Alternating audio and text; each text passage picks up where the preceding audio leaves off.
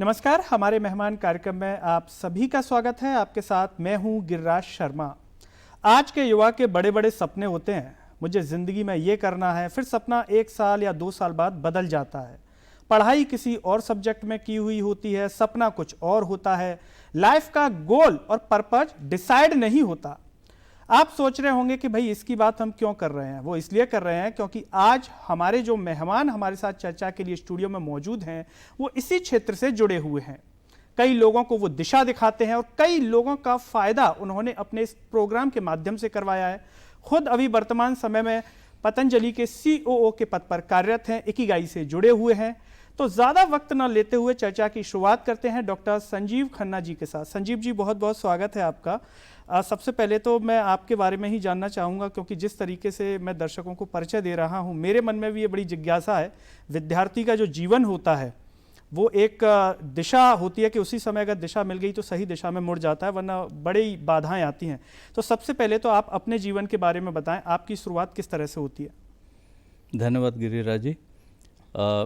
मैं वैसे दिल्ली का रहने वाला हूं और मेरी पढ़ाई शुरू हुई थी यूपी में, ईस्टर्न यूपी में।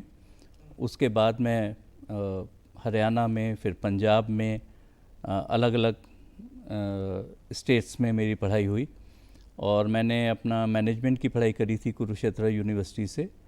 और पिछले करीब 35 से 36 साल से मैं कॉर्पोरेट वर्ल्ड में हूँ। और मैंने अब तक करीब 6 या 7 कंपनियों में काम करा है। और उन सभी कंपनियों में वो सभी दुनिया की बेहतरीन कंपनियां रही हैं आज भी।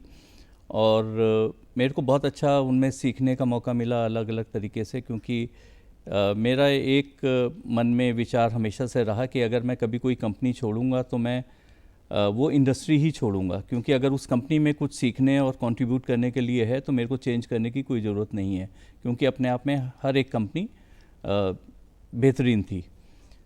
तो मेरी शुरुआत हुई होंडा कार्स के साथ, जापान की कंपनी। उसके बाद कोरियन कंपनी सैमसंग इलेक्ट्रॉनिक्स। उसके बाद ITC लिमिटेड, जो कि इंडिया की एक बहुत बड़ी मल्टीनेशनल है। उसके बाद मैं गया मेट्रो कैश एंड कैरी में, जो एक जर्मन कंपनी है होलसेल में। उसके बाद बिग बास्केट, जो ऑनलाइन बिजनेस में है। और पिछले 10 साल से मैं पतंजलि के साथ जुड़ा हुआ हूँ और अभी मैं चीफ ऑपरेटिंग ऑफिसर के रूप में काम कर रहा हूँ। मेरा इन सभी कंपनियों में जब भी मैंने कोई कंपनी बदली तो एक जो लक्ष्य था वो ये था कि मेरा सीखना जारी रहे।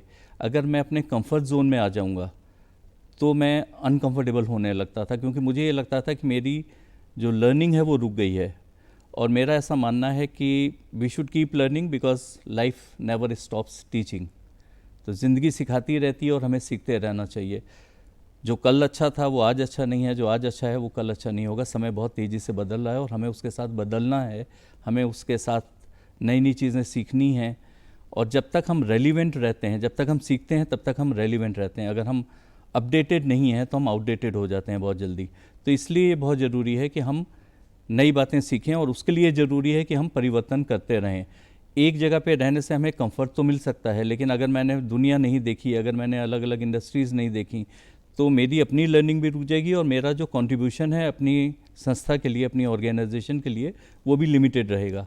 अब जब मैं कुछ करता हूँ तो उसमें मेरी वो सारी लर्निंग्स, चाहे वो ऑटोमोबाइल इंडस्ट्री की हो, चाहे इलेक्ट्रॉनिक इंडस्ट्री की हो, FMCG की हो, होलसेल हो, रिटेल हो, ई-कॉम हो, तो मैंने वो सब देखा है, किया है। I have been there, done that. तो आज मैं उस अनुभव से अपने लिए, अपनी संस्था के लिए और समाज के लिए अपना कंट्रीब्यूशन बेटर दे पाता हूँ। संजीव जी, जैसा कि आपने बताया, एक जो अलग बात है जो आपको दूसरों से अलग बनाती है वो ये है कि जैसा कि आपने कहा कि नया कुछ सीखने को मिलता रहे, इसीलिए आपने इंडस्ट्री बदली। यहाँ पर मन में 2 तरह के सवाल हैं मेरे, कि एक तो लोग ये सोचते हैं कि मैंने जो काम सीखा है बस उसे निरंतर करता चला जाऊं, और लोगों का मानना ये रहता है कि जिसमें मैंने काम किया मुझे एक अच्छा अनुभव मिलेगा तो मैं इसी क्षेत्र में आगे बढ़ता चला जाऊंगा। आपने चूंकि इंडस्ट्री ही बदल दी। जब इंडस्ट्री बदली तो वहाँ पर क्या चैलेंजेस आए? क्योंकि लोगों का कहना रहता है कि एक इंडस्ट्री रहती है तो उसका अनुभव या एक्सपीरियंस काउंट होता है तो हम और आगे जा सकते हैं। ज़रा इसके बारे में आप बताएं। देखिए, इसके एक सेइंग है कि life is always a package. इसमें अच्छा बुरा सही गलत हमेशा लाइफ एक पैकेज के तौर पे आती है। अगर आप एक ही इंडस्ट्री में रहते हो तो उसके अपने प्लस माइनस हैं। आपको उस एक इंडस्ट्री के बारे में बहुत अच्छी नॉलेज हो जाती है, बिल्कुल सही है, लेकिन आपको ये कैसे पता चलेगा कि जो नॉलेज आपके पास है वो पूरी है या अधूरी है? वो जब आप दूसरी जगह जाते हो तो आपको पता चलता है कि यहाँ पे रहते हुए मैं ये एक वो मुहावरा है ना, कूप मंडूक कुएं का मेंढक। तो अगर हम एक ही जगह पे रहते हैं तो कई बार हमें लगता है कि हम सर्वज्ञाता हैं, सर्वज्ञानी हैं, लेकिन जब हम दूसरी जगह पे जाते हैं तो हमें फिर नए सिरे से अपनी शुरुआत करनी होती है। और यही जीवन का क्रम है और यही जीवन की सच्चाई है कि हमें हर दिन नया सीखना है। आगे बढ़ने के लिए ये बहुत ज़रूरी है, क्योंकि आजकल ज़्यादातर लोगों को मैंने देखा है, जो आजकल के स्टूडेंट्स भी हैं, जो यंग जनरेशन है, कि वो अपने कंफर्ट जोन में सब कुछ करना चाहते हैं, वो कामयाब होना चाहते हैं, लेकिन कामयाबी के लिए जो एक रास्ता है वो कभी भी शॉर्टकट नहीं होता है। वो एक पूरा आपको जो जर्नी है वो ट्रैवल करनी ही पड़ती है। तो इसके लिए ये बहुत ज़रूरी है कि जब आप परिवर्तन करते हैं तो आपको नई सीख मिलती है, नया कुछ सीखने को मिलता है और आपकी लर्निंग उतनी ही मजबूत हो जाती है, आपकी फाउंडेशन उतनी मजबूत होती है। अभी अनफॉर्चुनेटली 2-3 साल पहले जब कोविड आया था तो बहुत से लोगों ने ये सोचा कि ये एक बहुत बड़ी अपॉर्चुनिटी है। बहुत से लोगों को ये लगा कि ज़िंदगी अब ख़त्म हो गई है। ये हमारा नज़रिया है, गिलास आधा भरा हुआ है या आधा खाली है, या हम कैसे देख रहे हैं। जिन लोगों ने ये देखा कि इसमें एक अपॉर्चुनिटी है, वो सॉल्यूशन का हिस्सा थे, और जिन्हें लगा ज़िंदगी ख़त्म हो गई वो प्रॉब्लम का हिस्सा थे। तो either you have to be a part of the problem और you have to be a part of the solution. हम जितना ज़्यादा सीखते हैं उतना हम रिसेशन प्रूफ होते हैं मेरे हिसाब से, क्योंकि फिर अगर एक इंडस्ट्री में कभी कुछ अच्छा ख़राब हो भी रहा है तो आप वहाँ पे रुक नहीं जाते हैं। आपको मालूम है कि ज़िंदगी चलेगी, अब मेरे को तो ये भी आता है, मेरे को वो भी आता है, मैं यहाँ भी फिट हो जाऊँगा, मैं वहाँ भी फिट हो जाऊँगा। लेकिन अगर आपने एक ही काम किया, जैसे कई लोग स्पेशलिस्ट हो जाते हैं, लेकिन उसके बाद मान लीजिए आपने आईटी में, एक एग्जांपल देता हूँ क्योंकि आईटी इंडस्ट्री दुनिया में सबसे तेज़ी से बढ़ रही है। अब आईटी इंडस्ट्री में अगर आप देखो तो फैक्ट क्या है कि आप आज एक प्रोग्राम ये सोच के करते हो कि आज एआई फैशन में है, या इसकी डिमांड है, या बीआई की डिमांड है, या मशीन टूल्स की डिमांड है। आप ये नहीं सोचते कि 3 साल बाद जब तक आप ये पढ़ के निकलोगे उस समय में इसकी क्या डिमांड होगी, क्योंकि almost every 3 year the whole global ecosystem is changing. बिल्कुल। अब अगर आज आपने जो सीखा है और आप सोचो कि सारी उम्र आपके वही नॉलेज वही ज्ञान काम आएगा, तो नहीं ऐसा होने वाला है। इसलिए मैं कहता हूँ कि आपको एक लाइफ लॉन्ग लर्नर होना बहुत ज़रूरी है। आप सीखते रहोगे, समय के साथ चलते रहोगे तो आगे बढ़ते रहोगे, अदरवाइज़ कहीं ना कहीं जाके हम अटक जाते हैं अपने करियर में, अपने लाइफ में। फिर वहाँ से स्ट्रेस शुरू होता है, क्योंकि आप वो काम कर रहे हो जो आपने शुरू में कहा था, जो आप करना नहीं चाहते, जो आप क्लियर नहीं हो कि मुझे करना क्या है। इसलिए एक्सीडेंटली अगर आप किसी लाइन में घुस गए तो आप वहीं पे अपना करियर चलाते रहते हो।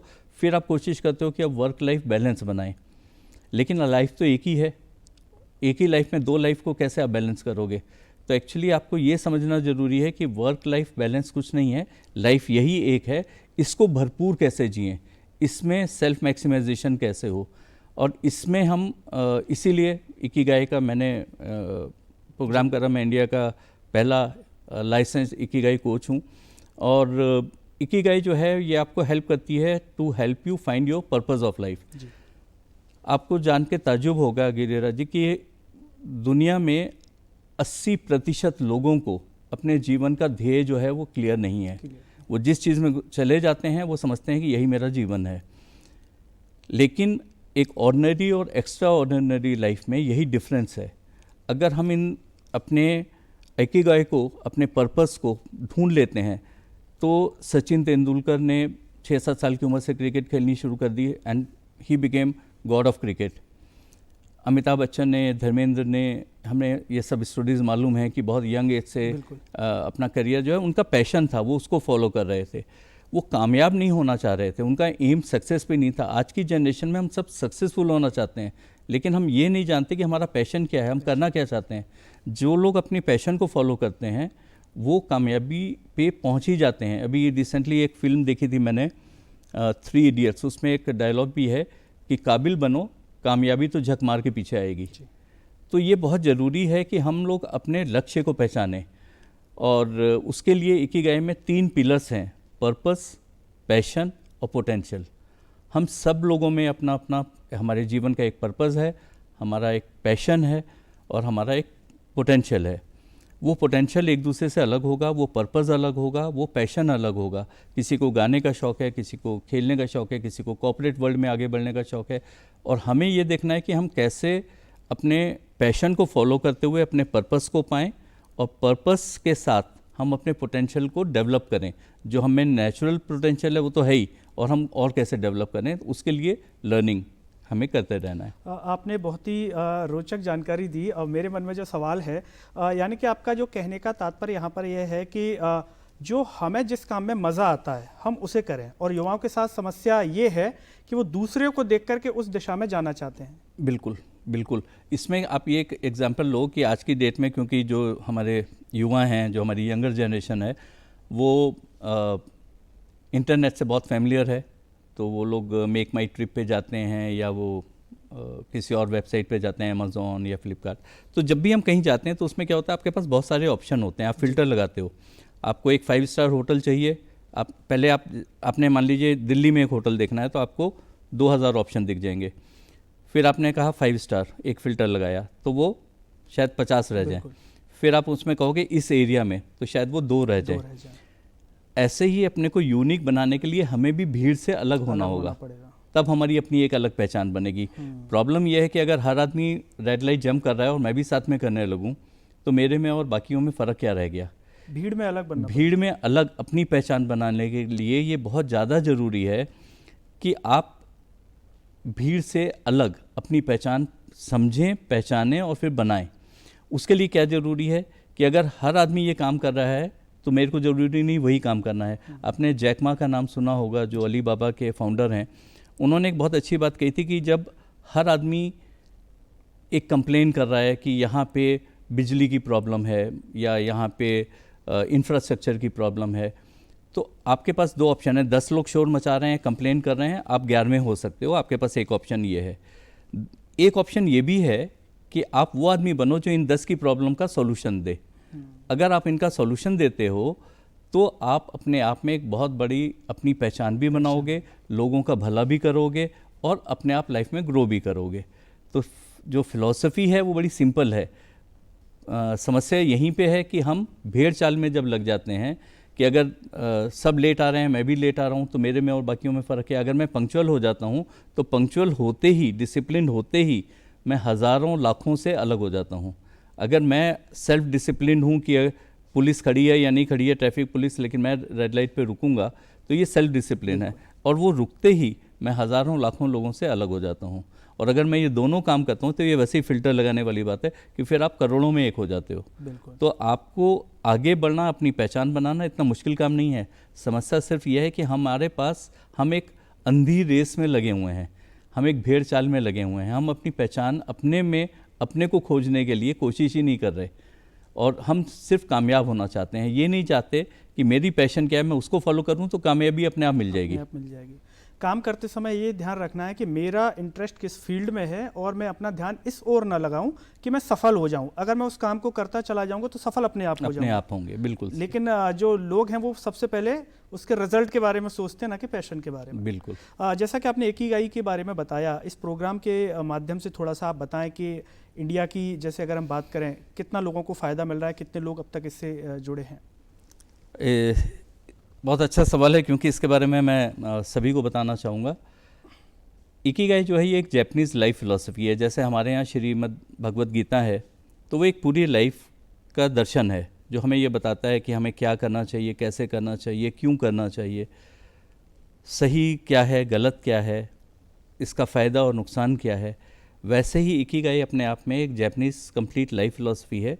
आज के समय में इसकी बहुत ज़्यादा ज़रूरत इस वजह से है कि दुनिया में, जैसे मैंने बताया कि 80% लोगों को अपने जीवन का लक्ष्य नहीं मालूम है, और इकिगाई जो है ये एक टूल है, ये एक फ़िलॉसफी है, यही बताने के लिए कि आपको आपके जीवन का लक्ष्य कैसे मिले। तो इसके लिए बहुत सारे साइकोमेट्रिक टेस्ट होते हैं, प्रोग्राम्स हैं अलग अलग हमारे, जिनके माध्यम से हम ये बताते हैं कि आपका पर्पस क्या है, आपका पैशन क्या है, आप में पोटेंशियल क्या है, ताकि वो बच्चे जो अभी अपना करियर शुरू कर रहे हैं, जो युवा अपना करियर शुरू कर रहे हैं, और इवन जो मेरे उम्र के लोग होंगे उनके लिए भी ये सेकंड इनिंग का एक टाइम है जब हमें ये सोचने की ज़रूरत है कि जो हम कर रहे हैं क्या सारी उम्र हमें उसी कॉर्पोरेट रेस में लगे रहना है, या हमें समाज के लिए, लोगों के लिए, अपने आसपास लोगों के लिए कुछ करना है। तो ये आपको दोबारा री इन्वेंट करने का मौका देता है। अभी तक हमने इसके 7 या 8 बैचेस कंडक्ट करे हैं कोचिंग के, और जिन लोगों ने भी ये किया है उनमें से आधे लोग तो खुद ही कोच बन गए हैं, इकिगाई कोच। हमारे प्रोग्राम जो हैं ये ग्लोबली एक्रीडेटेड हैं, इंडिया में सर्टिफाइड हैं, और आज की डेट में जैसे मैंने अभी आपको बताया कि आईटी इंडस्ट्री जो है वो दुनिया की सबसे फास्टेस्ट ग्रोइंग इंडस्ट्री है, वैसे ही कोचिंग जो है ये दुनिया की सेकंड फास्टेस्ट ग्रोइंग इंडस्ट्री है, जो शायद बहुत लोगों को नहीं मालूम है। तो ये बहुत बड़ी अपॉर्चुनिटी है। आपका जो भी स्पेशलाइजेशन है, अगर आप उसको समझें, आप अपने जीवन के लक्ष्य को समझें, और साथ में प्रॉपर वे में अपनी एक्सपीरियंस को लोगों तक पहुंचा सकें, तो जो हमारी पहले की जनरेशन है, जो हमारी आज की जनरेशन है और आने वाली जनरेशन है, उन तीनों को ही इससे बहुत कुछ सीखने को और अपने लाइफ को बेहतर बनाने के बहुत सारे मौके मिलते हैं। तो जिन लोगों ने अभी तक ये प्रोग्राम करा है उसमें से आधे लोग जो हैं वो खुद इकिगाई कोच बन चुके हैं, और वो और लोगों तक इसको पहुंचा रहे हैं, ताकि इसमें एक सोशल कॉज भी है, क्योंकि लोगों को उनका पर्पस मिलता है। तो जो दुनिया में एक एंग्जाइटी, डिप्रेशन, नेगेटिविटी है वो कम होती है। और दूसरा ये कि जो कमर्शियल प्रोपोजिशन है, क्योंकि दुनिया का fastest growing, second fastest growing industry है, तो बिल्कुल कमर्शियली भी उनको बेनिफिट मिलता है। संजीव जी, आपसे जानना चाहूँगा कि इकिगाई से जुड़ने के पीछे की अगर हम वजह की बात करें, जैसा कि विद्यार्थियों से जुड़ा हुआ है या लोगों को उनका लक्ष्य तक ये पहुँचाता है कि वो क्या करें। आप जब पढ़ाई कर रहे थे, आपके साथ ये समस्या आई थी, आपको लगा था कि मेरे साथ ये प्रॉब्लम हुई, इसीलिए आपका ये जुड़ाव हुआ, और आपके विद्यार्थी जीवन में इस तरह का हुआ था कि आपको आपका गोल डिसाइड करने में दिक्कत हुई हो? बिल्कुल, और ये मेरे को ही नहीं होती। अगर आप इसकी ओल्डेस्ट स्टोरी जो मैंने सुनी है, जो मेरे को मालूम है, शायद अपनी नानी दादी से सुनी होगी, कि किष्किंधा कांड है रामायण में जी। उसमें जाम्बुवन ने हनुमान जी को उनकी ताकत याद दिलाई थी जी। और उसके बाद उन्होंने समुद्र पार कर लिया था।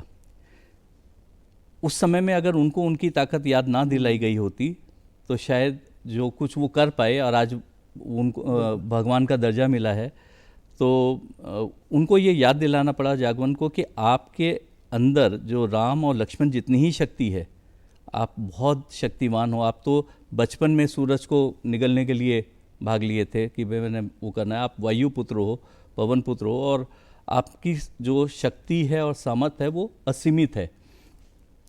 तो वो सबसे पहली कहानी मैंने सुनी थी जी।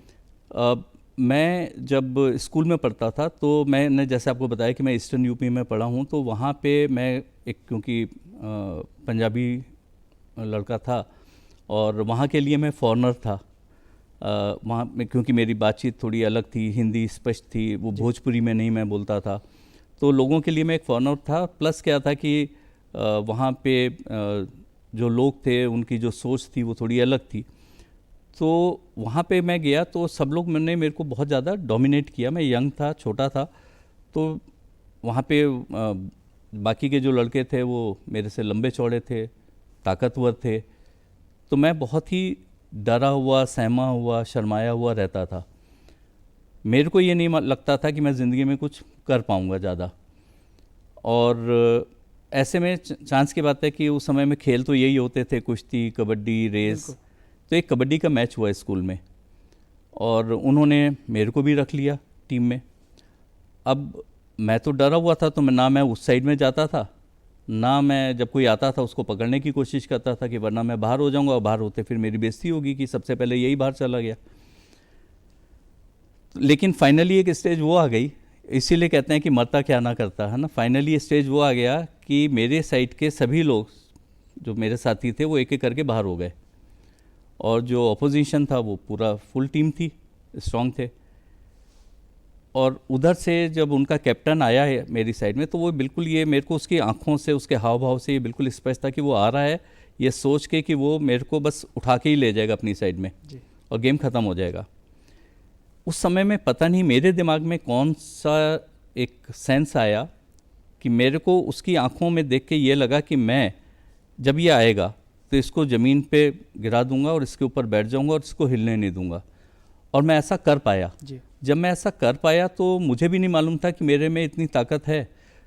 उनका कैप्टन बाहर हो गया, हमारा एक साथी और आ गया। उसके बाद मैं उधर गया, जिसने भी मेरे को पकड़ा मैं उसको घसीटता हुआ अपनी साइड में ले आया।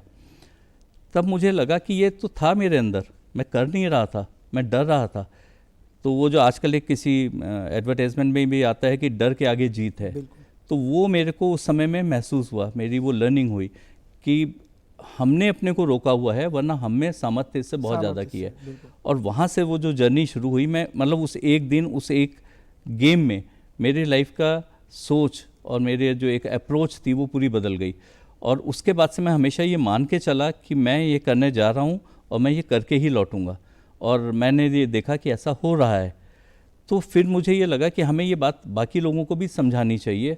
और इकिगाई उसका एक टूल है, एक रास्ता है। और वहाँ से और बाकी और भी हमारे कुछ प्रोग्राम हैं, जैसे स्पिरिचुअलिटी पे है कि पर्सनल और प्रोफेशनल ग्रोथ के लिए हाउ वी कैन डू। क्योंकि जैसे आपको पता ही है, पहले हिंदुस्तान में गुरुकुल का कॉन्सेप्ट था, वो ख़त्म हो गया। तो हमारी नानी दादी साथ होती थी, वो हमें वो बेसिक जो शिक्षा थी घर पे वो मिलती थी, संस्कार मिलते थे, सबसे इम्पोर्टेंट। फिर जब न्यूक्लियर फैमिलीज आ गई तो धीरे धीरे वो कम होता गया। अब जब वो कम हो गया तो हमें जो सभ्यता है, जो संस्कार हैं, उनकी कमी है आज की जनरेशन में। मैं इस बारे में बहुत स्पष्ट हूँ कि जो सभ्यता और संस्कार की कमी है, अगर एक बुज़ुर्ग खड़ा है तो आप उसको धक्का मार के आगे चले जाएंगे। अगर आप पुलिस नहीं है तो आप रेड लाइट जंप कर देंगे। अगर कोई नहीं आपको देख रहा तो आप सीट बेल्ट नहीं लगाएंगे, आप हेलमेट नहीं लगाएंगे। तो जो बेसिक डिसिप्लिन है, बेसिक कल्चर है, बड़ों को इज्जत देना, सच बोलना, being a good human being, वो चीज़ें माइनस हो गई हैं। जब वो माइनस हो गई हैं तो ये स्ट्रेस लेवल बढ़ रहे हैं। क्योंकि होता क्या है कि हमें ये समझना बहुत ज़रूरी है कि अगर मैं एक अच्छा इंसान हूँ तो मैं एक अच्छा पिता भी होऊंगा, एक अच्छा पुत्र भी होऊंगा, एक अच्छा मैनेजर भी होऊंगा, एक अच्छा टीम मेंबर भी होऊंगा, एक अच्छा पड़ोसी भी होऊंगा। लेकिन अगर मैं एक अच्छा इंसान नहीं हूँ तो मैं सारी उम्र मास्क लगाता रहूँगा, कभी यहाँ पे, कभी वहाँ पे, कभी ये प्रिटेंड करूँगा कि मैं ये हूँ, जबकि मैं वो नहीं हूँ। तो इसलिए बहुत ज़रूरी है कि अगर हम वाकई ही अच्छे हों, और इसलिए मैं हमेशा जहाँ भी जाता हूँ एक बात कहता हूँ कि do all the good to all the people all the time. Do all the good to all the people all the time. अगर हम अच्छा सोचते हैं, अच्छा करते हैं बाकियों के लिए, तो ज़िंदगी अच्छी बनती है, समाज अच्छा बनता है, देश अच्छा बनता है, दुनिया अच्छी होती है। संजीव जी, चलते चलते संक्षिप्त में दर्शकों को आप कोई संदेश देना चाहेंगे तो क्या कहेंगे? मैं 3 बातें बोलना चाहूँगा। सबसे पहली, बी योर सेल्फ। ओरिजिनल की कीमत कॉपी से ज़्यादा होती है। तो हम सब में अपना एक यूनिक पर्सनैलिटी के ट्रेट्स हैं, हमें उसको कैपिटलाइज करना चाहिए, उसको पहचानना चाहिए। Be yourself. The second is be a good human being and a responsible citizen of the country. अगर हम वो अच्छे इंसान बनेंगे, एक अच्छे नागरिक बनेंगे, तो हम पूरे समाज को अपने साथ आगे लेके जा सकते हैं। और तीसरी बात, we have to be a life long learner. हमें ज़िंदगी में सीखते रहना है, आगे बढ़ते रहना है। जहाँ पे ज़िंदगी में हमने सीखना बंद कर दिया, वहाँ पे ज़िंदगी को जीना बंद कर दिया। बिल्कुल। तो दर्शकों, हमारे मेहमान कार्यक्रम में मेरे साथ फिलहाल इतना ही। मुझे और डॉक्टर संजीव खन्ना जी को दीजिए इजाज़त। नमस्कार। धन्यवाद।